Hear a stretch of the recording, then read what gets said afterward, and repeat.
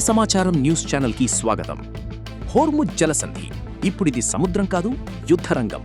United States versus Iran tension పీక్కి చేరింది. ఇరాన్కు చెందిన టౌస్కా కార్గో నౌక అమెరికా నౌకాదళం అడ్డుకుంది, ఆపింది, చివరకు సీజ్ చేసింది. హెచ్చరికలు ఇచ్చినా ఆగలేదు అంటోంది అమెరికా. అందుకే కాల్పులు జరిపామని క్లెయిమ్ చేస్తోంది. ఒక్కసారి ఆలోచించండి, సముద్ర మధ్యలో కాల్పులు, నౌక నిలిచిపోయింది.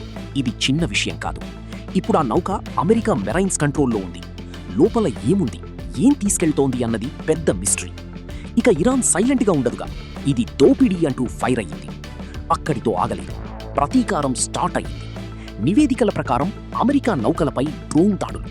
హోర్ముజ్ మొత్తం హై అలర్ట్లోకి వెళ్ళింది.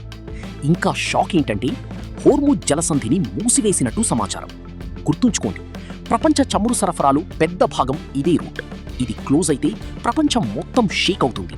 ఇప్పుడొక్క ప్రశ్న, ఇది కేవలం ఘర్షణేనా లేక పెద్ద యుద్ధానికి ట్రైలరా? ప్రపంచమంతా ఒక్కటే చూస్తోంది. తర్వాత ఏమవుతుందో?